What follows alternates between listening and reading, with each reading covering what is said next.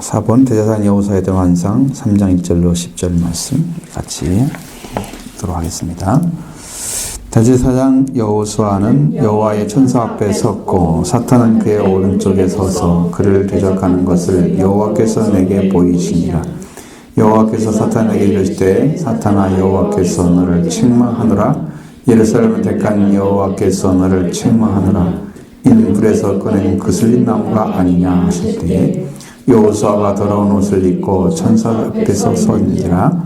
여호와께서 자기 앞에 선 자들에게 명령하사 그 더러운 옷을 벗기라 하시고 또 여호수아에게 이르시되 내가 네 죄악을 제거하여 버렸으니 내게 아름다운 옷을 입히리라 하시기로 내가 말하되 정결한 관을 그의 머리에 씌우소서 하매 곧 정결한 관을 그 머리에 씌우니 옷을 입히고 여호와의 문상 곁에 섰더라. 여호와의 천사가 여호수아에게 명하여 이르되 만군의 여호와의 말씀에 네가 만일 유도를 행하여 그 규례를 지키면 네가 내 집에 다스릴 것이요 내 뜰을 지킬 것이며 내가 또 너로 여기 섰는 자들 가운데서 험해하게 하리라. 대제사장 여호수아야 너와 내 앞에 앉은 동료들 내 말을 들을 것이니라. 이는 예포의 사람들이라. 내가 내 종 싹을 나게 하리라. 만군의 여호와가 말하노라. 내가 여호수아 앞에 세운 돌을 보라. 한 돌 곧 눈이 있느니라. 내가 거기에 새길 것을 새기며 이 땅의 죄악을 하루에 제거하리라. 만군의 여호와의 말하노라. 그날에 너희가 각각 포도나무와 무화과나무 아래로 서로 초대하리라 하셨느니라. 아멘. 복잡한 내용들은 아닌 것 같은데 내용 자체가 약간 더 영적인 부분이 숨겨져 있어요. 그래서 그분들을 이제 이야기를 해야 되는데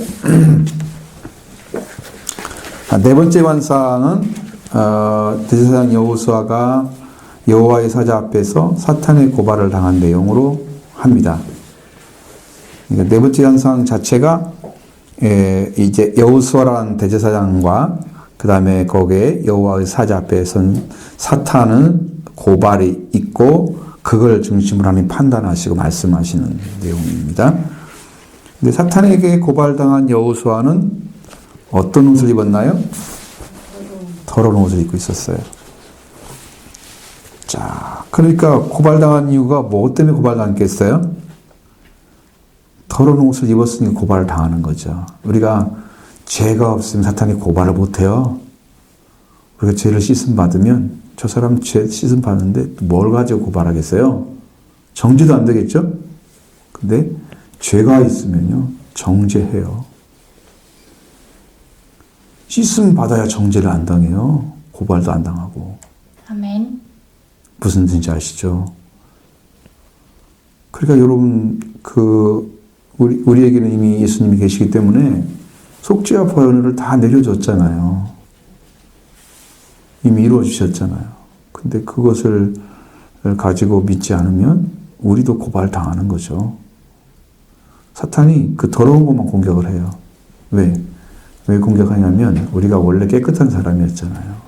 더러운 옷 입은 사람이 아니었거든요. 무화과나 옷 입은 사람이 아니고 빛의 갑옷을 입었단 말이에요. 빛의 옷을 입었단 말이죠. 근데 이제 말씀을 떠나면서 빛이 다 떠나버리고 빛이 다 사라지고 육체만 남게 됐잖아요. 그러니까 이제 옷이 없어. 그 나머지는 아무리 옷을 입어도 더러운 옷이야. 왜? 인간이 만든 무화과나무 옷 이후로 사람이 만든 도덕률에 의한 그런 옷을 입고 다니는 거지. 그건 죄를 가릴 수가 없어서 사탄은 그걸 가지고 우리가 옷 입었다 말하지 않아요. 도덕으로 윤리로 지킴으로 된 게 아니고 하나님께서 주시는 은혜의 자리를 찾아야만 그 문제가 해결되고 사탄의 고발에서 해방되는 거예요.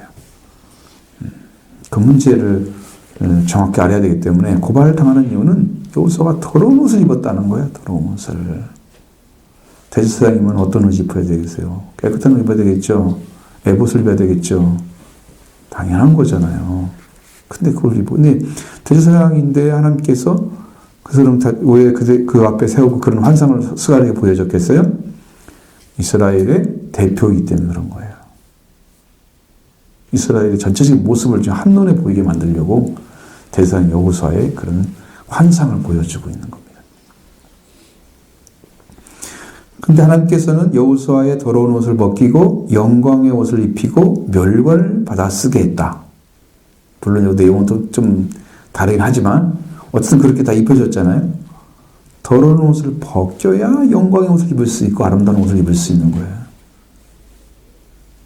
더러운 옷이 거기다가 도로 더 입어봐. 그러면 속에는 냄새 나는데 겉만 깨끗해. 그렇죠? 그러기 때문에 회칠한 무덤이 되는 거예요.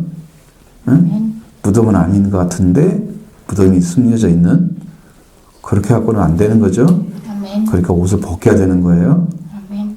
그리고 새 옷을 입혀야 되죠. 아름다운 영광의 옷을. 그게 주님 말씀이에요. 그리고 멸관을 받아 쓰게 했습니다. 이 점으로 볼 때는 여호수아의 남는 옷은 하나님의 자비와 궁휼과 은총을 고대하는 택한 백성들의 모습을 보여주는 것이죠. 왜? 그렇게 하나님이 옷을 입히져 주지 않으면 그 백성들이 하나님 앞에 설 수가 없게 된단 말이에요. 설 수 있는 길을 잊어버린 거죠. 찾지 못한 거예요.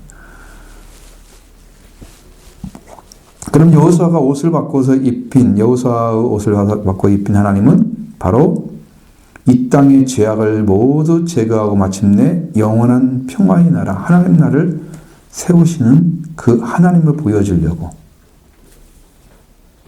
그렇게 하시는 거란 말이에요. 그래서 본 이 환상의 형식은 법정의 분위기를 자아내고 있는 모습이잖아요. 고발당하고 고소하고 뭐 이렇게 서 있잖아요. 천사들이 서 있고 여호수아 가운데 있고, 그렇죠? 근데 여호수아를 고소한 사탄, 즉 하나님의 대적들은 하나님의 심판의 면전에서 수치를 당하게 될 것이다. 왜? 고발할 자를 본인이 고발을 해야 될 대상을 잘못 알고 있는 거죠. 왜? 하나님의 은총을 입지 않은 자는 영원히 고발을 당하게 됩니다. 그래서 거기서 정죄를 받고 예수님이 그의 정죄를 풀어주지 않으시니까 그는 지옥에 가야 됩니다. 근데 하나님이 계시잖아요, 여기. 하나님이 계신데 지가 정죄를 하고 있어. 그럼 뭘 하고 있나? 참소하는 거잖아, 하나님께. 야, 이런 사람이 더러운 옷 입었어요. 좀 보세요. 하나님이 세운 자잖아요. 왜 이렇게 입혔어요? 하나님께 그렇게 하는 거란 말이죠. 얼마나 무지한 관계예요?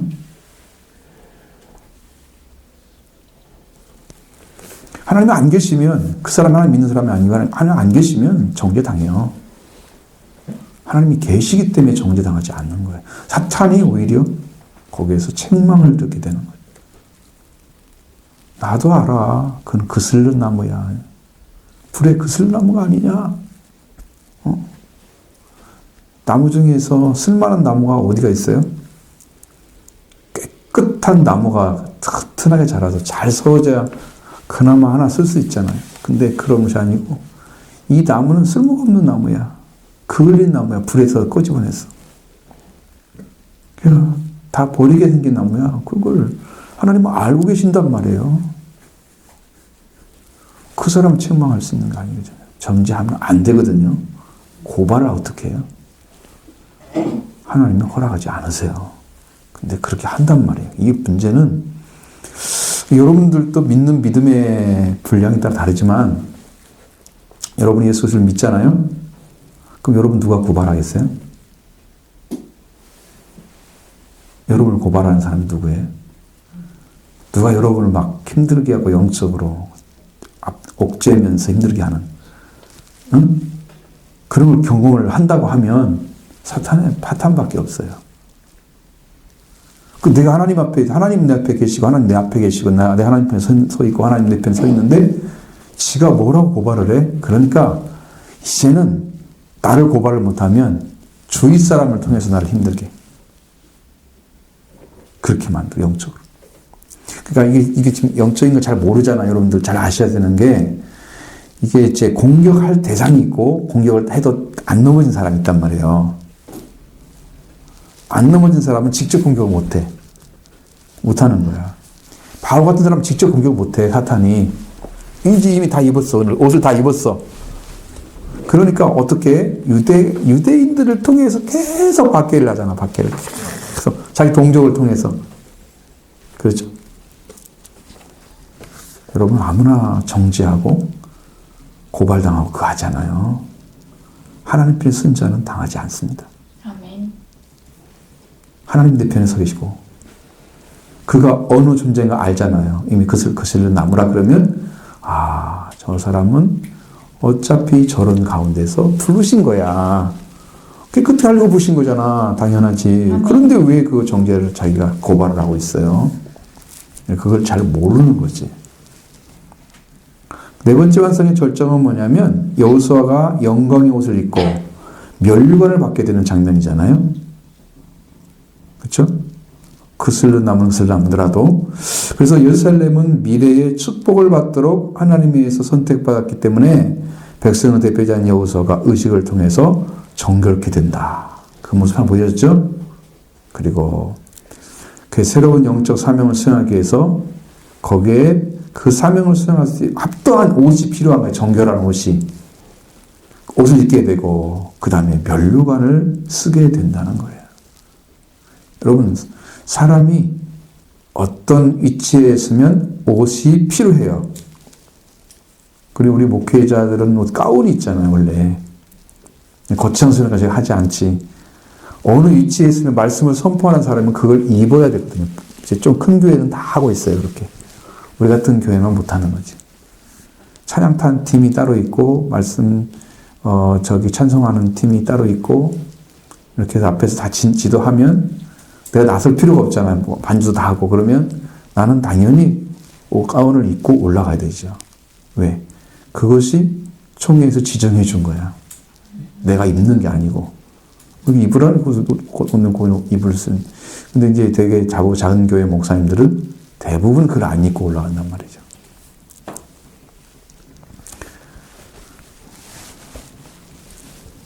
그러니까 입어야 되냐 안 되냐 그런 것은 이제 여러분이 뭐 놀라는 대상은 아니에요. 선택의 대상일 뿐이죠. 나는 안 입고 지금 올라가는 거지. 그리고 정결한 옷이 필요하잖아요. 그럼 면류관을 써줘야 되죠. 이렇게 해서 신정체제에 어울리는 통치력과 권위를 가지고 특별히 하나님께 나아가게 된다 하는 학자들은 이 현상을 통해서 스가랴가 메시아 왕국의 실제성과 지상 구현을 소망하고 하였다고 생각하기도 한다. 왜냐하면 이제 하나님께서 함께 하시는 그 세계 속에 들어가는 걸 말하는 거잖아요. 그래서 여기에는 분명히 네 번째와 다섯 번째 환상은 새로운 영적 지도자 그리고 정치적 지도자에 집중되어 있다. 누구예요? 영적 지도자 스룹바벨과 대제사장 여호수아. 그 여호수아는 주로 포로 후기 시대에 사용된 용어로 대제사장이라고 부르고 있습니다. 사제잖아요. 대사제. 그러니까 우리는 지금 천주교에서는 주교라고 그러죠. 대주교 이렇게 부르잖아요. 이름이 막 여러 가지야. 그럼 이제 우리나라 성경이 가톨릭 성경을 읽으면 사제란 말을 쓰고 제사장이라고 안 쓴단 말이에요. 그럼 우리도 또 교회도 그러면 제사장이라고 써야 되는 거. 그건 사제라고 부르잖아. 신부 이렇게 해가지고 사제. 그럼 우리도 뭐라고 불러야 돼? 제사장이라고 불러야 되거든 사실은. 근데 안 불러 그런 것은. 왜? 목사 제도가 따로 있기 때문에 안 쓰는 거야 용어가. 그 차이가 있는 거지. 그럼 이스라엘 건조에서 그 전도 제도가 쇠퇴한 이후에 대제사장의 힘과 권위가 증가되었다는 거. 더 강해지는 거죠. 강화된 거죠. 그걸 보여주고 있습니다. 자, 1번, 작은 1번. 사탄으로부터 탄핵을 받는 대제사장 여호수아 1절. 이거 지난번에 한 것 같은데, 내가 느낌은 새로 듣는 느낌이에요? 안 한 것 같아요? 나는 다 했다고 생각하지? 작은 1번. 작은 1번입니다. 아주 작은 1번 또 그 다음에 작은 1번. 그 다음에 바벨론에서 귀환할 때 총독 스룹바벨과 함께한 대제사장 여호수아 1절에 나와 있습니다.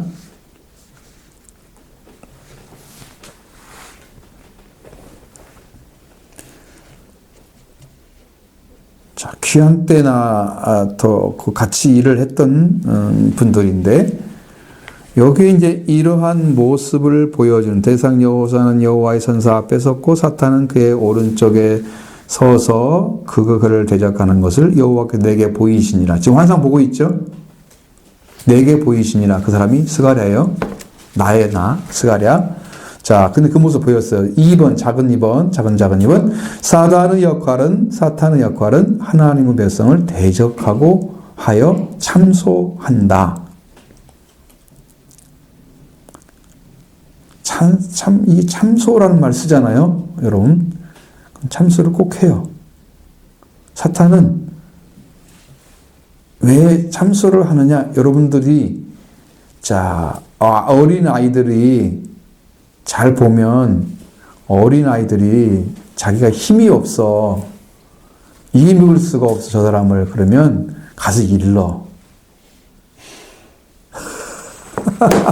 제가 저랬어요. 좀 혼내주세요. 이거잖아. 그냥 하나님께 그걸 이르는 거야, 지금. 참소한다는 말은. 하나님이 그걸 처리를 어떻게 하실까를 모를까봐, 걔가. 사탄이 그래서 무식한 거야, 무지한 거야. 하나님께 이르면 하나님이 그들을 살려서 내는 방법을 찾아내지. 그 당하고 있더라고, 그냥 너 망해. 이렇게 하실 리가 없잖아. 그 사탄은 그 짓을 한다, 그 말이야. 응? 안 되는 건데. 안 되는 건데. 자, 그래서 욥기 1, 2장에 나오는 걸 보면 거기에 뭐가 나왔을까요? 욥기 1하고 2장. 거기에 뭐가 나오면 하나님의 보좌 앞에서 욥에 대한 사탄의 참소가 2번이나 나옵니다. 거기에. 그죠? 나옵니다. 하나님이 우리를 둘렀기 때문에 이게 집에 보호되는 거예요. 그냥 보호되는 걸 싹 치워오게 만들었어. 그래가지고 집도 무너지고 자연도 다 죽고 가축도 다 죽고 도둑질 맞고 그래가지고 쩔쩔 이제 완전히 거지가 돼서 이제 제 가운데 앉아가지고 그냥 온몸에 이제 만신창이가 된 상태로 막 종기가 나고 그냥 그렇게 힘든 상황으로 만들어 버리고도 하나님을 배반하지 않는다면 울타리 두르지 않았잖아. 그러면 정당한 대결이 되는 거예요. 당신이 보호하니까 이 사람이 진짜 믿음 있는 사람처럼 보였지. 과거에 이렇게 순진하고 정말 믿음이 좋은 사람이 여기 있다. 하나님께 자랑을 하는데 당신이 도와주니까 그러잖아. 그러니까 하나님 그거 빼버리세요. 참소를 한단 말이에요. 가가지고. 당신이 지금 도와주니까 그래요. 그거 도와주지 않으면 어떻게 될까요? 도와주지 않았을 때 승리를 해야 되는 거예요. 하나님이 도와주면 다 승리하죠? 다 승리해요. 그러니까 진짜 믿음은 어디 있어요? 하나님이 도와주지 않는데 하나님 관계를 맺는 길을 하나님 말씀을 통해서 찾아가게 되는 사람이 승리자인 거예요. 욥은 그렇게 들어갔어요. 근데 반대로 하나님의 도우심을 받고 쩔쩔매면서 항상 그게 앞에 쓴 사람들은 어린 아이처럼 신앙생활을 하는 거예요. 그 귀로만 말씀을 듣는 주를 보는 사람이 귀로만 주의 말씀을 주에 대한 소문을 듣고 그냥 그렇게 믿는 어린 아이죠. 주님을 이제는 내 눈으로 본다고 해야 아는 것이거든요. 그렇게 되면 신앙이 성장한 사람이에요. 아멘. 드디어 됐다고 이제 바울이 이제 얘기한 것처럼 욥도 이제 고백한 것처럼 계시록의 12장 10절에 계시록 12장 10절에 그 누가 쫓겨났는가 보십시오.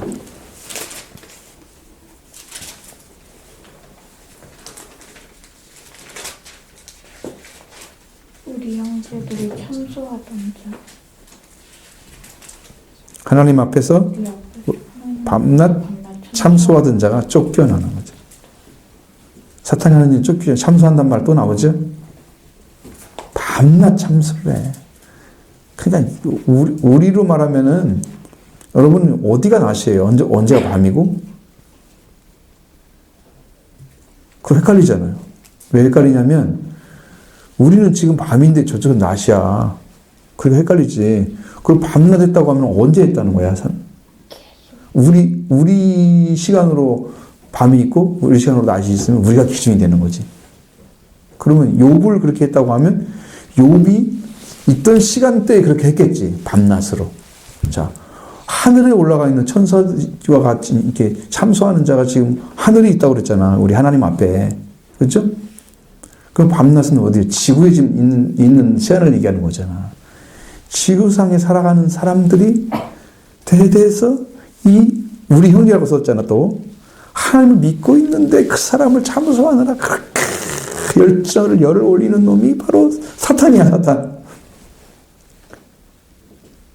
흠과 티를 잡아내갖고 어떻게든 넘어뜨리려고 그렇게 하는 건 사탄이야. 주님의 사랑은 덮어주려고. 어떻게 하면 살릴 건가? 거기에 맞춰져 있는 반면에 사탄은 어떻게 하면 거꾸로 틀 건가? 어떻게 하면 미스를 시켜서 잘못하게 가지고 넘어지게 만들 건가? 사탄의 역사가 그거란 말이에요. 그렇게 달라, 영적으로. 그러니까 여러분들 의지하는 믿음은 어디서 가져야 되냐? 의지하는 믿음은 여러분들이 예수 그리스도를 통해서 받아야 되지요. 주님만이 역사하는 믿음을 가지셔야 됩니다. 자, 스가랴 3장 1절에 보면 끝에 뭐라고 써 있어요? 그를 대적하는 것을 여호와께서 내게 보이시니라. 그렇죠? 그를 대적하는 것을 여호와께서 내게 보이시니라. 누굴 대적한다고요? 사탄이 지금 대적하는 자라고 그랬잖아요. 거꾸로 하고 있잖아요. 성경에는 뭐라고 되어 있어요? 너희는 마귀를 대적하라. 그럼 너희를 피하라 그랬는데 저항하라는 뜻입니다. 그러면 저항을 해서 사탄이 내 말을 지 맘대로 주물르고 맘대로 갖다 옮겨놓고 할 수 있도록 하기 위해서 그런 게 아니야. 그걸 완전히 깨뜨리기 위해서 그렇게 하신 거야. 그 관계를. 그럼 우리는 사탄에게 지면 안 되는 거죠. 대적해야 되겠죠.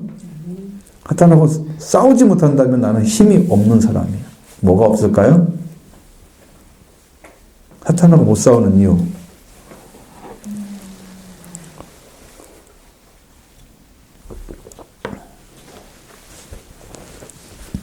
사탄하고 싸워보셨나요?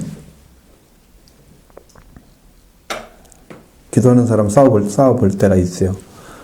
여러분 기도 막힐 때 힘들죠? 답답하죠? 분명히 있죠? 기도할 때 사탄의 역사가 심하면 여러분들이 기도를 열고 들어가는데 와서 온갖 방해를 합니다. 생각을 방해시키고 생각을 방해시키는 게 제일 많아요. 무슨 생각이 떠오르게 해가지고 계속 다른 생각을 하는 거야. 기도하는 동안에. 그리고 시간 낭비하고 있잖아. 계속 돌리는 거예요. 그러면 내가 지금 주님께 기도하는데 그러면 그때는 어떤 지혜가 필요하냐? 그러면 여러분이 그때 말씀을 주신 것. 지금 기도하는 이유가 뭔지 알잖아요. 말씀을 붙잡고 들어가셔야 됩니다. 아멘. 그 다음에 두 번째로는 죄인으로 들어가셔야 됩니다. 피를 필요로 한 사람으로. 그래서 사탄의 그 정죄와 방해를 이길 수가 있습니다. 그 능력이 없는 거예요, 우리한테는. 그걸 이긴 자의 능력을 가지고 와야죠. 사탄을 이긴 자의 능력. 예수님이잖아. 그의 능력이 필요한 거야. 그러니까 그가 가진 말씀을 의지하고 주야 이 말씀을 믿습니다라고 고백하면서 주님을 향해서 마음을 다해서 열고 들어가잖아요. 그 다음에 우리가 죄인으로 들어가면 죄인은 피가 필요하단 말이에요. 피의 권세는 사탄이 아주 제일 무서워하는 권세인데 그런 게 사용하잖아요. 그래서 죄인으로 들어가요. 우리는 한 사람도 의인이 될 수가 없어. 씻음 받았기 때문에 우리가 여기서 의롭다는 걸 얻은 거야. 예수님의 부활로도 의롭다는 걸 얻은 거야. 그러니까 예수님이 죽으심과 부활은 속죄와 부활은 우리의 의를 이루어서 하나님께 완전한 자녀로 들어가는 길을 열어놔서 하나님께 거듭난 자가 되게 만드는 거예요. 아멘. 그 베드로전서 2장에 나오잖아요. 1장에서 예수 그때 부활로 너희를 거듭나게 하셨다라고 말씀하고 있습니다.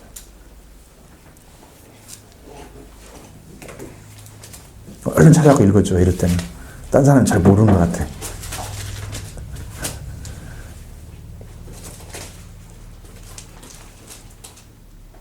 (3절인가) 우리 주 예수 그리스도의 아버지 하나님을 찬송하리로다. 그의 많으신 긍휼대로 예수 그리스도를 죽은 자 가운데서 부활하게 하심으로 말미암아 우리를 거듭나게 하사 산 소망이 있게 하시며 썩지 않고 더럽지 않고 쇠하지 아니하는 유업을 입게 하시나니 곧 너희를 위하여 하늘에 간직하신 것이니라. 놀랍잖아요. 부활의 권능이 여러분 이렇게 큰 은혜를 베풀어 주십니다. 완전한 은혜를 하늘에 속한 걸 다 가질 수 있도록 해줬어요. 소망이 커지잖아요. 부활하신 주님이 필요한 거예요.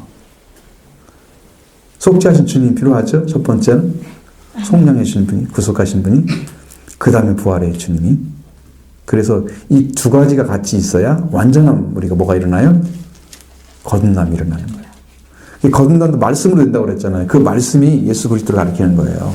부활하신 주님, 죽지 않는 생명 대신. 그래서 썩지 않고 항상 있는, 응? 사람이 썩는 씨가 아니야. 안 썩는, 부활돼서 다시 죽지 않는 생명의 씨앗이 예수님 부활의 씨란 말이에요.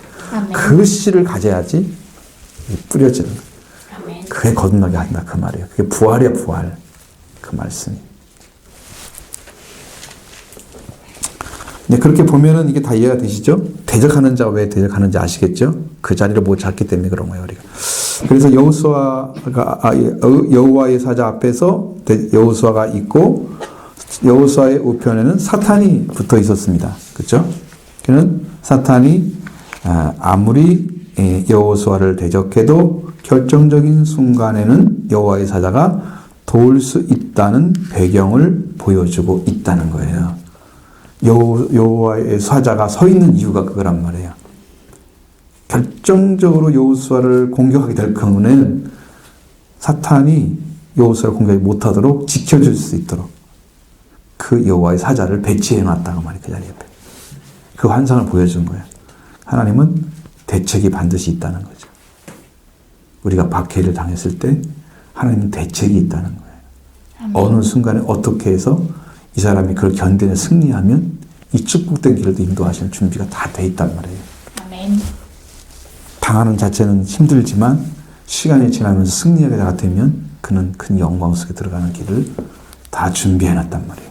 아멘. 그럼 우리가 담당해야 할 부분이 이제 한쪽에는 자 그렇습니다. 그래서 이 스가랴 3장은 그 당시 있었던 역사적 사건을 배경으로 해서 우리를 시대를 내려보는 것으로 우리에게 아무리 사탄의 역사가 있어도 우리 앞에 여호와의 사자가 있으면 결정적인 순간에 도와줄 것을 믿어야 된다는 것을 말하고 있는 거예요. 배치해 놨기 때문에. 그래서 하나님 우리를 도울 수 있는 길이 이미 찾아놓고 우리가 그 자리에 서게 만든다고 말이에요. 응? 그러니까 여러분 돌파구가 없는 어떤 없는 비상구가 없는 것을 가게 하지는 않으세요.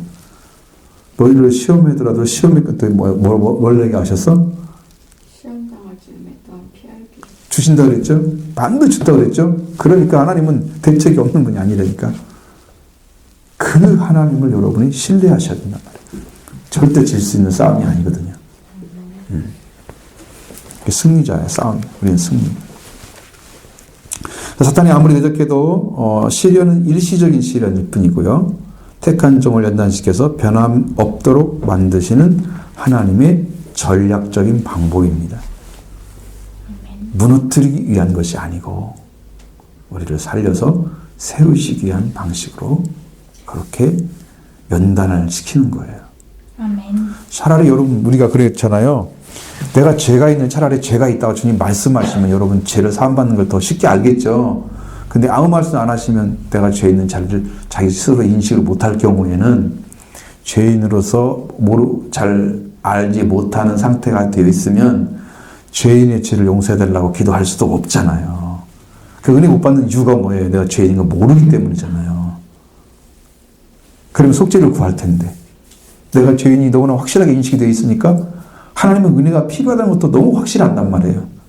그러니까 여러분이 죄인인 것을 안다는 건 큰 축복이라는 거죠. 아멘. 왜? 구속을 받는 길을 이미 열어놓으신 그 길을 은혜를 받을 수 있도록 여러분의 심령이 그걸 찾아가게 돼 있어. 이대로 가면 안단 말이에요. 영이. 하나님 살려달라고. 내가 죄인이라고. 몰랐던 죄를 알았단 말이에요. 그러니까 뭐 행위적인 죄가 아니고 그것도 죄가 되겠지만 안에 있는 죄들을 해결하지 못하고 그런 것들 다 죄성들 것도 다 있지만 그런 죄악들을 하나님께서 우리를 이제 변함없이 훈련시켜서 죄 가운데 있을지라도 하나님은 죄를 가진 자를 죄인을 만들기 위해서 부른 게 아니고 그를 해결시켜서 구원시키기 위해 부르는 거니까 그 하나님은 대책이 있는 거죠. 확실하게 있습니다. 길이 있죠. 그래서 여러분 죄책감이 있어야 됩니까? 없어야 됩니까? 있어야죠. 얼마만큼 있어야 됩니까? 죄인인 걸 깨달아야 돼요. 계속 있어요. 계속 있나요? 아니 죄인이라는 생각이 그 죄책감이 계속 마음속에 있습니까? 아니면 사라집니까? 어떤 게 정답인가요?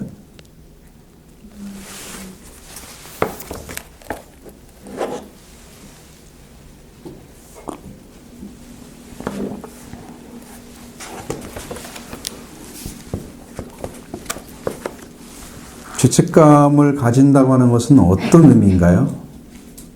여러분 안에 죄책감이 딱 사로잡혀질 때 여러분 그걸 생각하면서 나는 죄를 지은 자인데 그런 감정이 생기면 나는 거기다 어디다 포커스 맞추고 그 일을 해결하려고 하나요? 죄인이니까 이 죄에서 구원해 주실 분을 찾아야죠. 기억하고 바라보는 그렇죠. 거죠. 그쪽 방향을 마음 바꾸죠.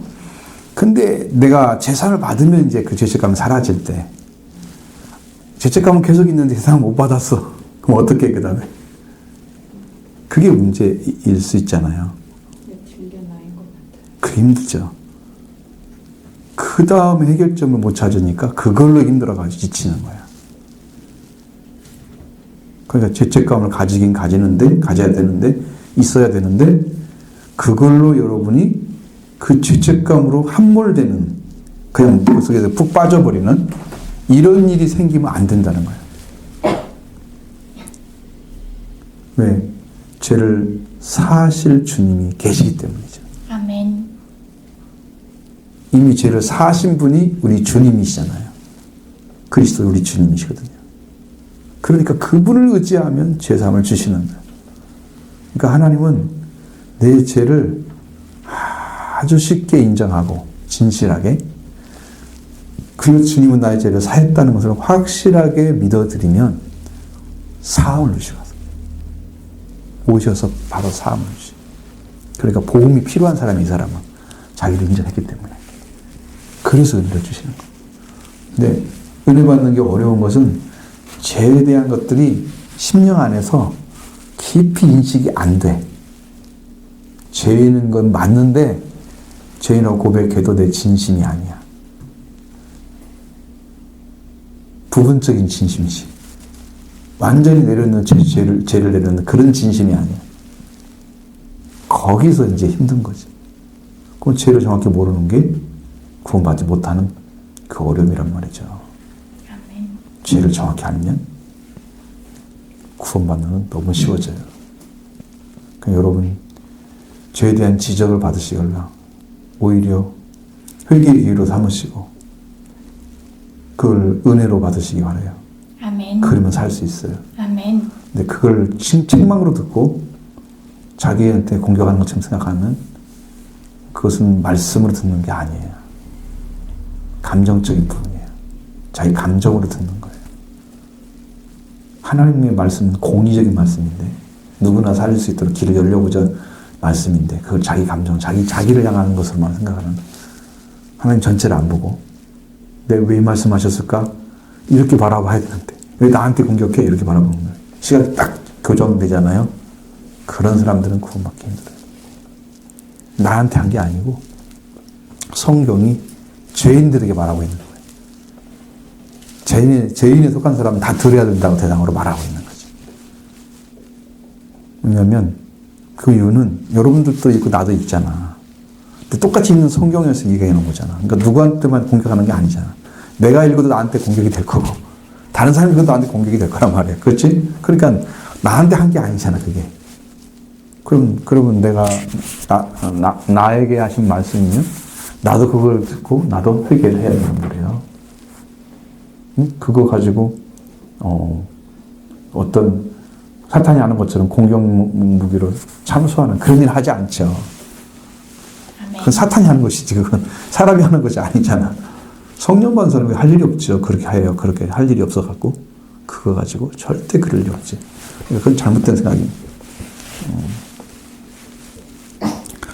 근데 우리가 이제 죄에게 져가지고 여러분 마음속에서 치명적인 그런 사탄의 패배한 마음이 있다고 하면 나는 이길 수 없을 것 같아 죄를 뭐 그런 생각 해본 적 있어요? 나 같은 사람은 절대 사업 못 받아 라고 치부한 적 있어요? 있죠. 그러니까 그게 뭐냐면 나한테 상처가 너무 큰 거야. 근데 그걸 사탄이 노려. 그래서 나는 그한테 공격을 당했어. 그 다음에 나는 헤어날 방법이 없는데 주님은 구원한다고 그러죠. 나는 안 믿어지는데 나는 어디서 찾아야 돼? 이렇게 되는 거지. 사실은 예수님을 만나야 돼. 붙잡아야 되는데 예수님을 안 붙잡고 안 된다고 생각하는 그것이 나에게 더 크게 보여지는 상황이기 때문에 예수님이 안 보이지. 어느 시간이 딱 지나가지고 아 그게 아니었구나. 주님은 내 앞에 그때 서 계셨네. 난 구원받을 대상이네. 그렇게 찾아지면 이제 그게 작아진 거고 예수님이 구원이 커진 거야. 시각이 바뀌었죠? 이 시각이 완전히 바뀌어버려야지 죄사함이 되는 거예요. 아멘. 아, 이 죄는 아무것도 아니네. 주님 앞에서는. 그것이 안 바뀌고 아니 또 그 죄도 크고 예수님도 크다고 생각. 그건 누가 어떻게 싸워요? 싸워서 똑같은 힘을 가지고 있으면 지는 거지. 똑같이 지는 거지. 이길 자가 없잖아요. 근데 주님은 이기는 자고 죄를 정복하시는 거고 그 사망에 속한 자를 해방시키는 능력을 가졌기 때문에 주님은 승리자인데 우리가 그 승리자이신 예수님을 잘 안 믿어드리고 진짜 이뤘던 구원은 별로 안 믿고 내가 가졌던 죄는 크게 보이는 그런 현상은 불신의 마음이 큰 거죠. 아멘. 죄를 인정하시되 주님이 구원하신다는 확신을 가지시기 바랍니다. 아멘.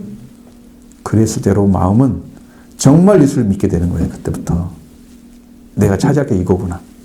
딱 잡히죠. 그래서 우리가 우리 마음속에 사탄에게 사로잡혀서 들어갈 수 있는 것은 내 마음이 내 영심이 뭔가 좀 거꾸럽단 말이야. 내가 좀 뭔가 잘못된 것 같은 생각이 들 때 사탄은 그걸 가지고 참소를 해. 저놈이 저런 놈이에요. 그러고 이제 가서 이 사람 여기 처단하셔야 돼요. 하나님께 가서 참소를 해. 그러니까 우리가 마치 사탄이 지는 것처럼 보이잖아요. 절대 그런 게 아니에요.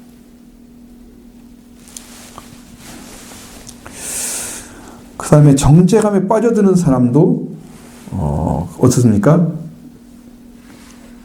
아, 나는 어쩔 수 없이 죄 가운데 들어있어서 정죄받을 수밖에 없어 라고 자기를 자꾸 치부를 해. 그런 사람은 어떤 걸 가지고 있냐? 진짜는 그 사람 마음속에는 믿으려는 마음이 있는 사람이기 때문에 그렇게 되는 거예요. 아무 마음도 안 생기고 아무런 역할도 안 이루어지면 믿으려고 하는 의도가 없는 사람이야. 그냥 알려고 하는 거야, 성경을.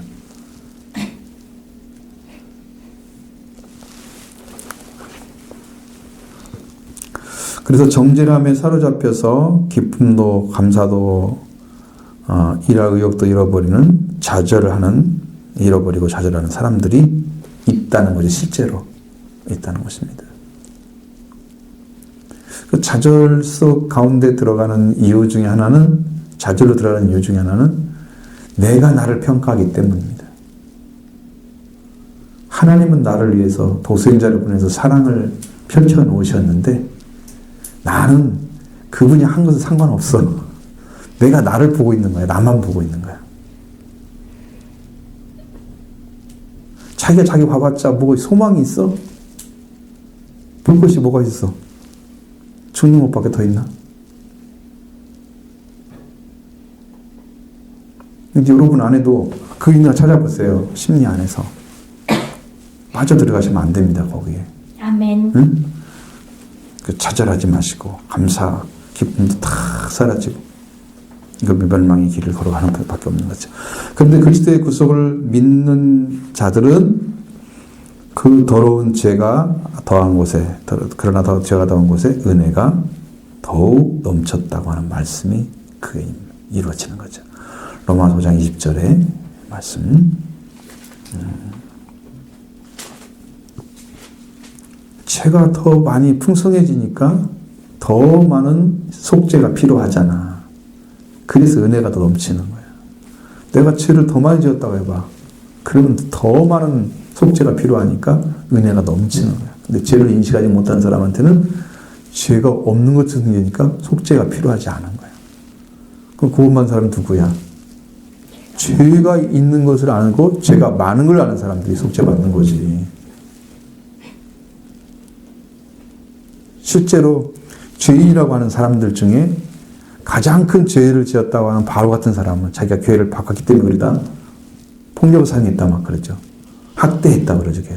그것은 맞는 얘기인데 이미 하나님 다 사해줬어. 다 끝난 일이야. 하나님 인정하지 않아 그 자체를. 근데 자기는 그게 가지고 있어. 그 자기를 뭐라고 그래? 나는 괴수라고. 괴수. 용서받은 자에서 괴수가 되어 있는 거야. 왜 그럴까? 자기한테 그 죄는 씻음을 받았지만 그 하나님의 거룩한 사역에 의해서 성사도들이나 이 사역에 의해서 성별된 사람들이잖아. 구원받은 사람들 박해했다는 사실이 자기한테는 너무 치명적으로 들어온 거지.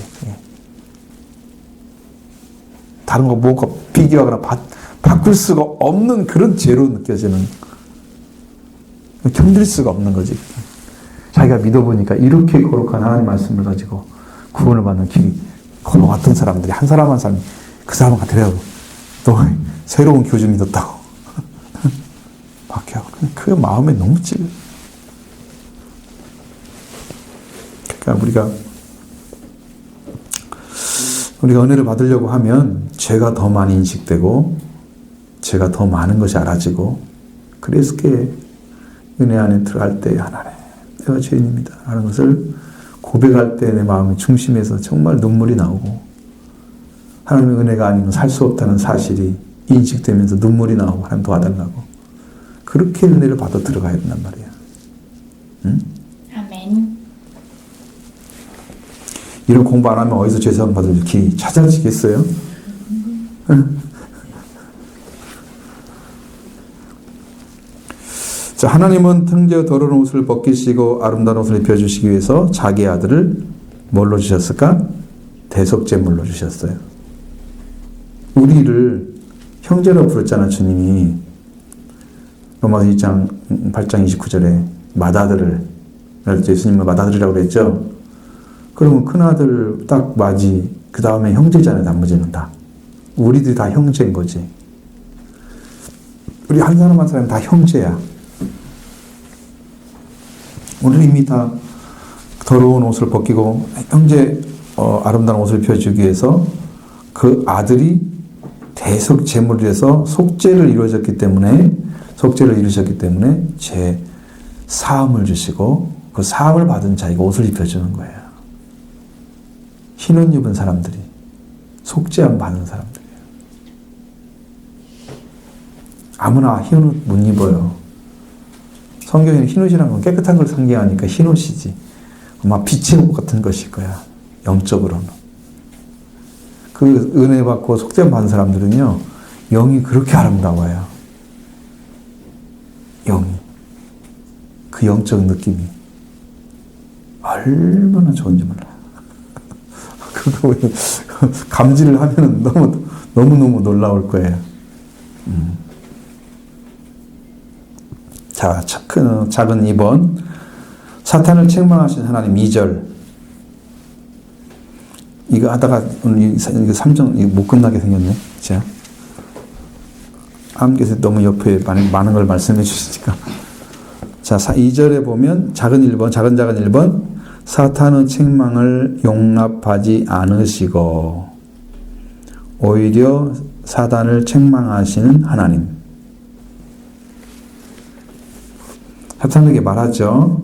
여호와께서 사탄아, 여호와께서 너를 책망하노라. 예루살렘을 택한 여호와께서 너를 책망하노라. 이는 불에서 꺼낸 그슬린 나무가 아니냐. 책망했죠. 사탄은, 자, 2번, 작은 2번. 사탄이 검사 역할을 한다면 예수님은 변호사의 역할을 하신다. 그것도 이해가 되시죠?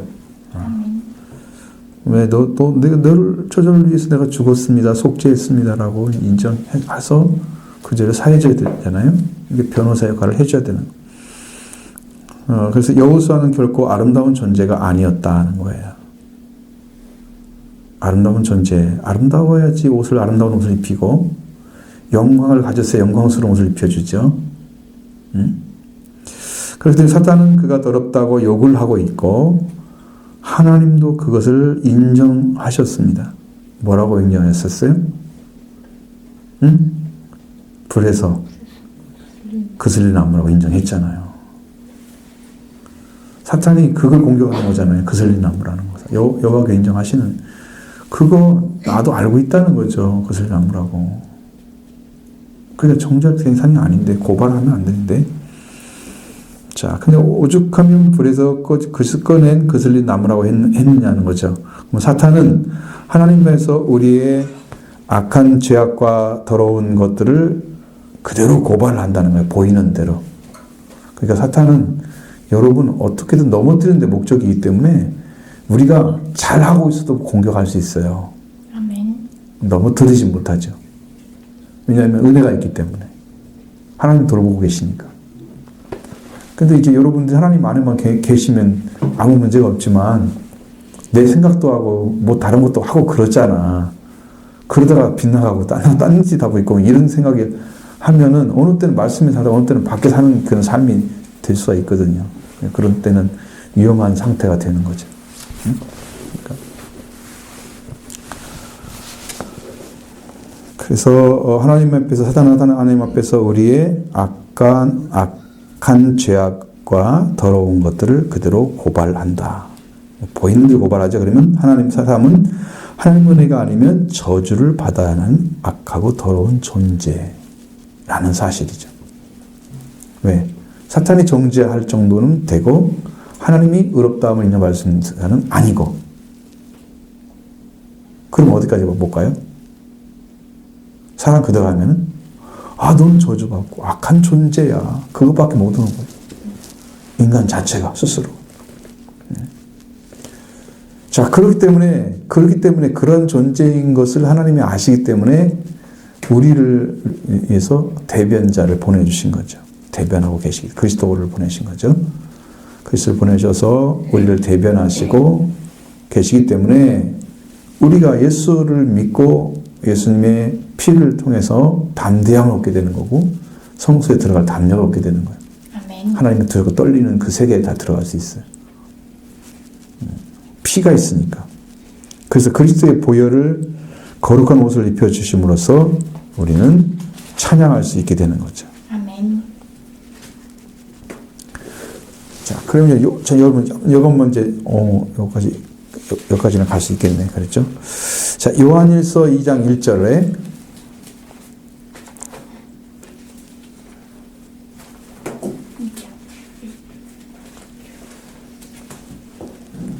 요한일서 2장 1절에 만일 누가 죄를 범하면 아버지 앞에서 우리에게 대언자가 있으니 곧 의로우신 예수 그리스도시라.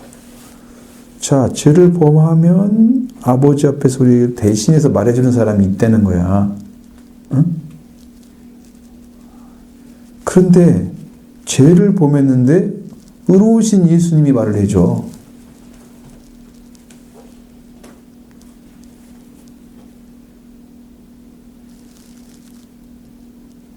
그러니까 예수님이 의로우신 분인데 죄인을 대변해서 얘기한단 말이에요. 그럼 격이 안 맞잖아. 그 말은 예수 그리스도가 대신해서 속죄를 주시고 자 예수님이 죄를 속량해 주시고 그렇게 했다는 사실을 고백해야 하잖아. 주님이 인정해 줘야 하잖아. 내 죄를 사했다는 사실을. 그러기 위해서 의로우신 예수님이 거기서 대변을 해줘야만 되는 거지. 죄인 예수님 대변하면 안 되지. 죄를 가지고 있는데 죄인이 또 얘기하면 뭐 어떻게 되겠어? 그러니까 의로우신 예수 그리스도가 계시는 거예요. 대언자로. 우리가 죄를 짓는다는 것은 항상 죄를 지을 수 있지만 죄를 또 어쩌다 잘못된 죄를 범할 수도 있잖아요. 그러면 그런 것들을 가지고 하나하나씩 하나님께 말씀드려서 죄사함을 주시도록 하신단 말이에요. 그것은 그때 필요한 거죠. 그래서 우리한테 의로우신 예수 그리스도가 계시야만 되는 거예요.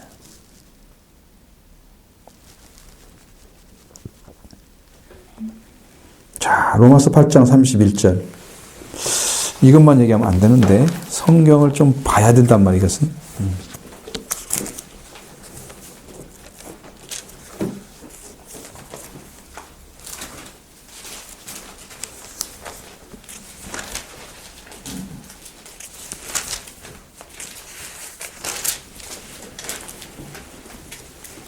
그런즉 이에 대하여 무슨 말하리요? 만약 하나님 우리를 위하시면 누가 우리를 대적하리요? 8장 31절이겠죠? 우리를 대적할 자가 없어요. 하나님이 우리를 위하시는 관계로 인해서 우리를 대적할 자가 없다는 거야. 보장을 누가 해주는 거야? 하나님이 해주시는 거지. 어떻게 하나님이 해줄까? 하나님이 예수님을 통해서 속죄한 사람을 받으셨기 때문에 하나님이 대적해주는 거야, 다시. 하나님이 안 받으신 사람은 하나님 그 사람 대적한다고 그냥 도와주지 않으셔. 예수님을 통해서 하나님 받으셨기 때문에, 우리를 받으셨기 때문에 하나님이 우리를 위하신단 말이에요. 받은 자야, 우리는 이미 하나님께서. 아멘. 그래서 우리를 대적할 자가 없다는 거지. 아버지가 인정해 줬는데 누가 감히. 우리는 이미 다 죄는 끝났어요. 아멘. 십자가에서 이미 다 끝났어요. 아멘. 여러분 안에 이루어지면 됩니다. 은혜 받으시면 됩니다.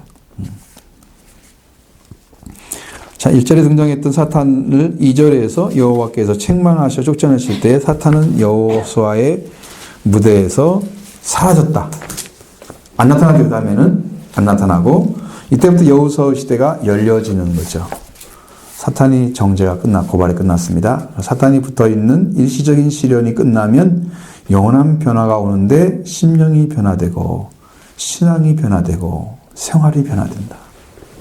그러니까 여러분 관계가 세워지면 그 관계 안에서 다 일이 이루어지는 거야. 자, 하나님 관계가 세워졌죠? 그러면 나의 심령도 그 말씀에 따라 변화되고 내 신앙관도 다 바뀌어지고 그 다음에 내 삶의 방식도 다 바뀌어져. 생활, 가치관이 바뀌어져. 이렇게 바뀌는 거예요.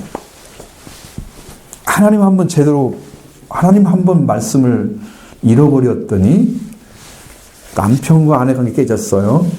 그렇죠? 그 다음에 자연과 사람과 관계 깨졌어요. 그 다음에 형제와 형제 관계 깨졌어요. 다 깨져버린 거예요. 하나님께 돌아오니까 모든 관계가 다 회복됐어요. 아버지와 아들의 관계가 회복됐어요. 형제 관계 회복되고 부모의 관계가 다 회복됐어요. 그리고 하나님 창조하신 창조물과 인간의 관계도 회복되지만 그래서 우리가 창조물과 우리 관계가 회복되면 그들은 우리가 하나님의 자녀로 아들들이 나타나는 걸 기다린다고 그랬잖아요. 피조물이 고대하는 바는. 그렇죠? 그러니까 우리가 하나님 아들들이 되면 피조물도 찬양을 해, 하나님을. 아들이 나타나면. 그 영적으로 들어가면 이제 그러니까 피조물의 찬양을 들을 수가 있으면 얘들하고 이제 풀하고도 얘기하고 막 그러면서 새하고도 얘기하고 성 프란시스코가 했잖아요. 그런 것을 했잖아요. 달하고도 해하고 다 얘기를 했어요. 썼어요. 글로 그걸.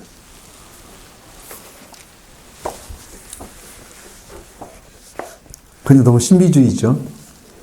그렇지만 사실적이라고 나는 봐요. 신앙적으로 볼 때는 가능하다고 봐요. 치우쳐서 그런 게 아니라. 자, 그러면 기도하려고 해도 안 되고, 찬양하려고 해도 안 되고, 이런 것들은 뭐가 있습니까?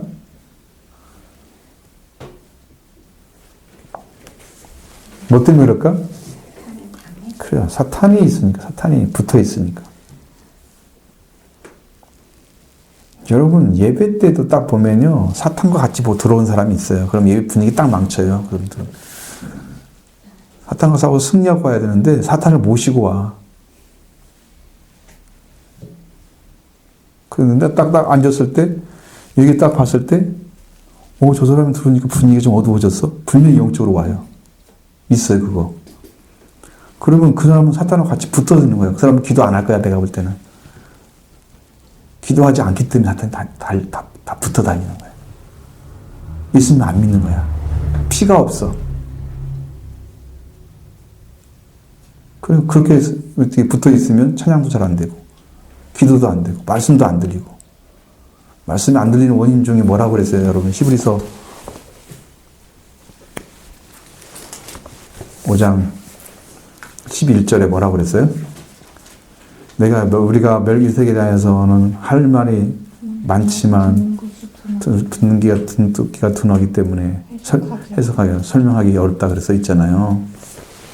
그 둔하단 말이 뭐라고 그랬어요? 둔하다는 말 자체가 이제 둔하다는 것은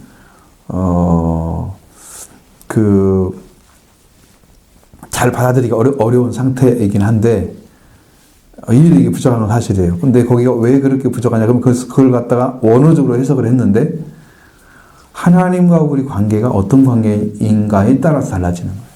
아멘. 그래서 서자, 사생아, 사생자이기 때문에 하나님 관계가 그런 상태란 말이에요. 영적으로. 서자, 그러면 여기는 가장 떠오르는 사람이 누구야? 이스마엘. 하가르, 이스마엘. 근데 온일 같은 그 사상 나오잖아요. 사사는 아마 기생의 아들일 거예요. 근데 하나님 불러 쓰셨어. 그러면 아마 그 아버지도 누군지 모를 거란 말이에요. 그건 사생자와 같은 애. 서자가 아니잖아. 그건. 아버지가 있어 서자가 되는 거지. 다른 여자를 데리고 와서 서자가 안 되잖아. 그렇게 해서 사생아가 되는 거지. 근데 그 영적 관계가 그리고 육적인 관계가 그렇더라고 사생아가 되는 건 아니야. 지금 영적 관계를 얘기하는 거야. 여기서 말하는 것은. 그죠? 그게 이게 곁가지인데 곁가지. 아니면 아예 가지에 들어오지 않는 자식처럼 하나님 관계가 세워지지 않는데 하나님을 영으로 믿고 의지하려고 막 그렇게 노력한다고 되는 게 아니고 중요한 것은 내가 아들이 되면 아들 관계가 맺어지면 들려온다는 말이죠. 아멘. 아들의 영이 부활된 사람이잖아요.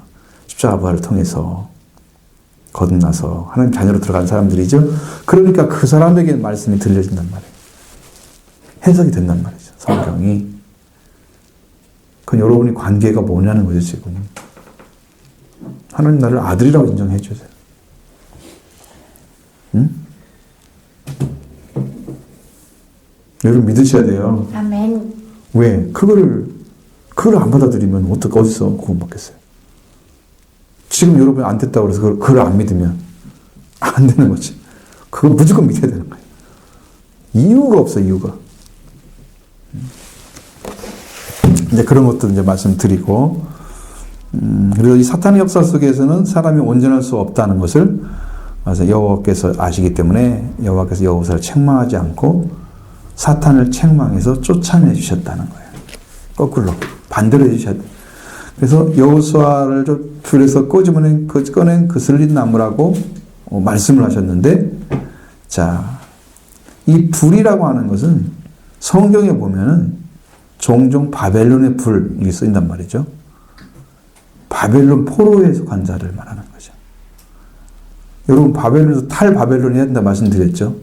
출애굽한 것처럼 거기서 빠져나와야 된단 말이에요. 영적으로 거기에 들어가 있다는 사람들은 또 똑같이 출애굽해야 되는 사람과 똑같은 거예요. 그 포로잖아, 포로. 자기 나라가 아니잖아. 이방이야, 이방. 자, 그래서 이것은 혹은 이제 이 사람은 먼저 구원받은 사람 대사장 여호수아를 의미하며 동시에 예루살렘 백성을 상징하기도 한다는 거예요. 2절에 그게 나오죠? 뭐라고 나와요? 여호와께서 떠나기 이르시되 여호와께서 천만한 예루살렘에서 책망하노라. 불에서 이는 그 나오잖아요. 그렇죠? 이 사람은 그 말이잖아요. 이 사람은 그 사람이 누구야? 여호수아야.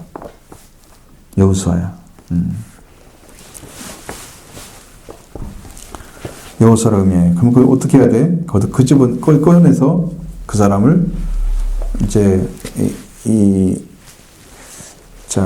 불이 그 나무를 살짝 태웠다고 하면 그 나무를 쓰려고 할 때는 그 나무를 다 어떻게 해야 돼? 그걸 다 빼내야 하잖아. 이게 그을렸으니까 쓸 수가 있잖아. 탔다고 하면은 절반 뭐 탔으면 못 쓰는 거지. 아예 쓸 수가 없는 거야. 그것이 깨져가지고 나중에는 그것이 힘이 없어. 아무리 잘 세워놔도. 근데 그 쓸린 것은 아직 타지 않았어. 겉모습만 좀 탄 거야. 그게 쓸모가 있단 말이죠. 바로 이제 예루살렘을 선택하신 하나님이 그렇게 이스라엘을 대표하는 대제사장을 여호수아를 세워서 그런 나무라고 얘기하시고, 그러니까 멸망받은 게 아니잖아. 불 타버렸으면 끝났죠. 응? 그 바벨론에서 못 나오고 영원히 멸망받는 거야. 그게 불에 탄 거야. 그런데 나왔잖아요. 그래서 걸리고 나온 거야. 그래서 여러분들의 신앙도 세상에서부터 여러분만의 상처가 너무 큰 사람들은 교회에 오기가 힘들어 하잖아요. 왜? 성경은 전부 죄에 대한 얘기, 옳지 않은 것을 옳게 세우는 얘기, 그런 얘기가 주로 주인데, 상처받은 사람이 상처를 또 받을 수도 있거든. 그거 가지고 잘못 이해하면, 자기를 공격하면 아니거늘 공격한다고 생각하면 못 견디는 거지. 왜 나한테 뭐라고 그러는 거야? 왜 나만 뭐라고 그래? 그런 짓들인 거지. 상처받는 거야. 그건 잘못 듣기 때문에 그런 문제가 생기는데, 아마 그런 것들도 이제 은혜를 받아야만이 해결점을 찾을 수가 있는 건데, 따라서 대제사장 여호수아는 하나님의 백성을 대표하고, 하나님의 백성은 죄에서 구원받은 백성이고, 그리고 오랜 포로 생활에도 자유롭게 된 사람이다. 이제 그렇게 보는 거죠. 사가랴 8장 3절에는 예루살렘이 뭐라고 하냐면 진리의 성읍이라고 썼어요. 10년에다가 진리를 쌓아서 진리로 성읍을 완성해 놓은 사람이다 그랬어요. 여러분, 하나님의 말씀이 완전하게 여러분 예수 그리스도가 누구고 하나님이 누구고 정확하게 이해가 되면 우리가 진리로 세워진 성읍이 되는 거지. 우리가 어마어마한 일을 할 수 있어요. 근데 이 안에 이게 말씀으로 탁 세워져서 견고한 성처럼 세우면 내 강력한 힘을 가질 수 있지만, 이것이 말씀이 아닌데 잘못 세워놓으면 여리고성이 되어버려가지고 와르르 무너져야 될 세상이 되어버리는 거예요. 하나님께 쓸 수가 없어. 그런 성들은 이방 성이잖아. 하나님 성이 아니잖아요. 진리의 성읍이 되어야 되는 거예요. 우리는 진리의 성읍. 그 진리로 완성된 그런 사람들이 예루살렘이란 말이죠. 그러기 위해서 내가 진리를 사랑하고 진리를 사모하고 진리대로 생활하고 마음속에 비진리는 몰아내고 진리를 쌓아야 된다. 그러니까 진리가 중심이라 된단 말이에요. 참, 하나님 말씀, 참이 중심이라 된단 말이에요. 모든 중심에 하나님께 돌아와서 거짓된, 세속화된 이런 걸 속았던 것들이 다 무너지고 참이신 하나님을 만나서 그 말씀으로 중심이 된 삶을 살아간단 말이죠. 그렇게 돌아온 사람, 그 사람을 속에서 진리의 성읍이 탄생하는 거죠. 아멘. 그렇게 들어가 있는 이사야 2장 2절부터 4절, 2절부터 4절, 미가 4장 1절로 2절, 똑같은 성경인데 성경이 두 성경이 똑같이 나와. 내용이 똑같아. 왜 거기를 갖다 그렇게 썼는지 잘 모르지 우리도. 미가 4장 1장 1, 2절. 자, 그럼 여기서는 뭐라고 나왔을까? 말씀이 어디서 나온다고? 예루살렘. 예루살렘에서 나오죠. 말씀이 나오죠. 율법이.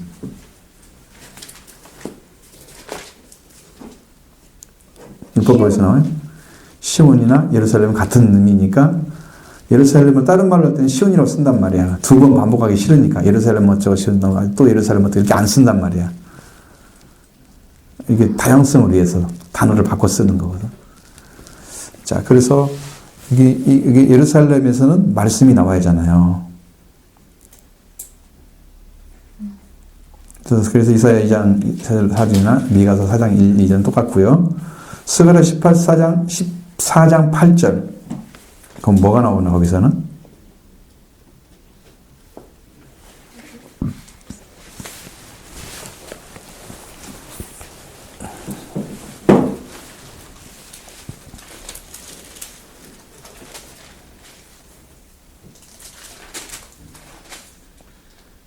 예루살렘에서 뭐가 나와요?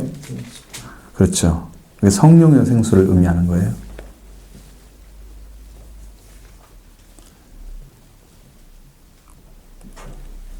성령의 생수가 나와야 되고요. 예루살렘에서 말씀이 나오죠. 생수가 나오죠. 그 다음 이사야 31장 5절. 이사야 31장 5절 315. 여기서는 하나님께서 어떻게 하신다고 지금 말씀하시는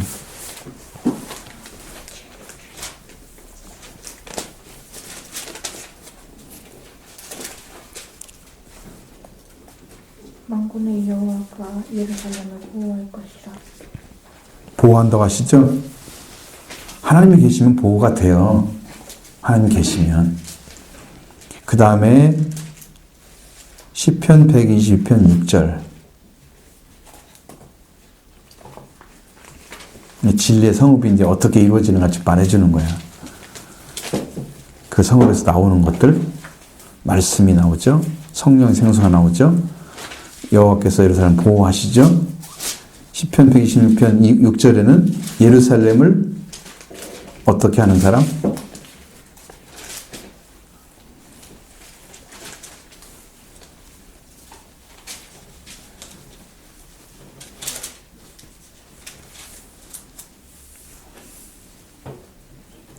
예루살렘을 사랑하는 자는 형통하게 된단 말이죠. 하나님은 예루살렘이 중심이에요. 시온이. 왜? 거기에 하나님을 두신다고 그랬거든요. 하나님이 거기에 눈동자로 바라보신다나요? 그리고 정말 예루살렘을 사랑했던 사람 중에 한 사람이 누구야? 우리 성경에 나와 있는 인물 중에 다니엘이죠. 얼마나 그 포로된 세계에서 예루살렘을 사랑했으면 하루에 3번을 거기를 향해서 기도를 했다는 하나님의 성읍이라는 걸 믿었잖아요. 하나님이 함께 하셨던 그곳을 그리워했잖아요. 그 중심이 돌아온 사람은 정확하게 기도를 해 보고, 응? 대충 이렇게 맞춰서 기도하는 게 아니고 정말 그걸 위해서 기도한단 말이에요. 그러니까 예루살렘을 사랑하는 자는 형통하게 될 거다. 형통했잖아요. 그 일생 동안. 자, 그 다음에 예루살렘을 사랑한다는 것은 진리를 사랑한다는 것이고, 그리고 진리란 예수님을 말씀하시는 거죠. 그죠? 진리이신 예수님. 그러니까 예루살렘에도 하나님의 말씀이 임해서 진리의 성읍이 되어 있어야 된단 말이에요. 그리고 예수님을 진리라고 믿었잖아요. 그럼 우리도 진리이신 예수님과 함께 서면 우리 안에도 진리로 세워지는 성업이 이루어지는 거예요. 우리가 예수 그리스도를 따라가면서 진리를 모른다고 하면 진리는 아레스야가 뭐라고 말씀드렸어요? 아는 뭐라고 했어요? 아는 부정을 하고 그랬죠. 아니다라는 뜻이잖아요. 레세야 숨기다. 숨기지 않는 거. 계시는 덮은 곳을 열어놓는 거. 원래 있는 것을 숨기지 않으면 그대로 드러나잖아요. 그럼 하나님의 아버지고 우리는 피조물이고 하나님 아버지니까 창조주이면 창조 하나님께서 우리를 아들이라 부르죠. 딸이라 부르죠. 이게 이 자체가 이미 만들어진 상태를 아는 것이 진리를 아는 거예요, 여러분들이. 아멘. 우리는 그렇게 귀한 존재라는 거예요. 그걸 아는 것이 진리를 아는 거예요. 그렇게 해서 하나님을 아버지라 부르는 자이신 예수 그리스도 하나님의 아들로 오셨는데 그 예수님 통해서 아들이 가신 길을 그대로 따라가면 우리가 천국에 이르러 아버지께 올 자가 없느니라. 예수님을 통해서 만 가야 된다는 거죠. 그래서 예수님이 그것이 되어주는 거예요. 진리가.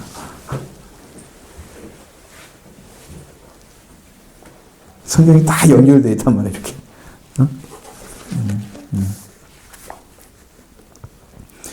자, 그래서 이제 이렇게 되면은 이 진리가 쌓여진 사람은 입을 열면 뭐 나올까? 진리가 나와야 되죠. 말씀이 나오죠. 찬송이 나오죠. 예배하는 마음, 기도하면은 생수가 내려와요. 성령 임하는 거 보죠. 기도하면서. 성령이 내려오시는 거 딱. 그 종이 항상 이렇게 보호가 따르고 형통해지는 그런 종이 예루살렘이 된 사람입니다. 예루살렘을 사모하는 종. 예루살렘이 된 종. 진리의 성읍이니까. 그래서 이게 이제 말라기 3장 3장 2, 3절에 보면 불이 나옵니다. 불. 말라기 3장 2, 3절에 그러면 거기 보면 불이 뭘 하는 존재로 나타나느냐?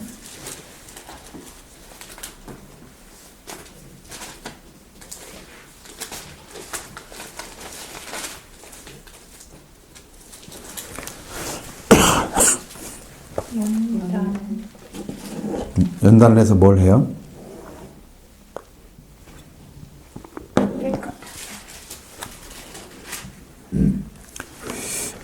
단련하는 불, 연단하는 불, 그 불은 금과 은을 단련하는 거예요. 연단하는 거예요. 불이 그 역할을 해준단 말이에요. 그래서 불에서 끄집어낸 나무다 꺼낸 그런 불에서 꺼낸 그래 놓았으니까 불에 들어갔을 때는 뭘 하려고 들어갔어? 연단시키려고 들어간 거지. 그럼 끄집어냈단 말은 뭐 연단이 끝났다는 얘기죠. 끝죠? 끝났어요. 그러면 불에서 끄집어내면서 금과 은은 딱 추려지잖아. 은은 더 높은 온도에 올라가야 되고 금은 좀 잘 녹으니까 또 밑에 온도에 떨어져 나오고. 그래서 그걸 다 해가지고 금과 은처럼 귀한 존재로 단련된 자가 나오는 거죠. 그슬리나무이라는 것은 겉은 까맣고 조금 새까맣게 약간 그을렸으니까 좀 약간 탄 느낌이 들었겠지? 속은 하얗게 된. 그래서 겉은 어떤 상태야? 새카맣지만 속은 하얗단 말이야. 그러면 이건 겉과 속이 다른 그런 관계 안에 있는 사람을 그슬리나무라. 보기에는 참 보기 싫죠. 근데 속은 안 그래. 단련된 사람이야. 그러니까 뭐만 이제 입혀주면 되겠어요? 옷만 입혀주면 돼. 그을림 제거하고. 응? 그러면 속이 깨끗하니까 그냥 입혀주면 저도 되겠죠? 더러운 데다 옷 입은 건 아니잖아. 최소한 그건 아니잖아. 더러운 데 옷 입혀가지고 그냥 사람도 아닌처럼 그렇게 만들어면 안 됐지만, 응? 이 사람은 깨끗한 사람이란 말이야, 속으로는. 겉모습만 더러워. 그러니까 단련된 나무잖아요. 그 좀 했죠. 그래서 견고한 종이 되고, 또 변화된 종이 된다는 거죠. 그 사람이 필요한 것은 속이 아니고 겉옷이었어요. 그 사람이 그을린 나무로 보여지지 않게 하게 한 옷만 입혀주면 그 내면적인 게 다 나와서 그 사람의 인품, 신앙적 성품이 다 드러날 거예요. 아멘. 겉옷이 잘 이쁘잖아요. 겉옷이 사람들을 대표해 주잖아요. 사람은 사람을 외모로 보지만 하나님은 외모로 보지 않으시고 중심을 보신다는, 바로 그 사람을 말하는 거예요. 그래서 이 택한 종의 시련을 통해서 이루어진 것으로 우리에게 오는 시련과 연단을 슬퍼하고 싫어하는 것이 아니라는 거죠. 왜? 언젠가는 시간이 흘렀을 때 그걸로 이루어지는 그 영적인 이치, 그것 때문에 얻어지는 엄청난 영적인 세계의 재발견, 알지 못하는 세계를 알게 되고, 내 가슴 속에서 지금 항상 하나님 뭘 색을 열어줄 것 같은 생각이 계속 오는 거야. 뭐가 있을까? 뭘 열어주실까? 궁금하지 않으세요? 많이 궁금하셔야 되겠죠. 주님은 뭔가 하실 것 같은 생각이 들어요. 오늘 여기까지만 하겠습니다. 오늘 2절. 벌써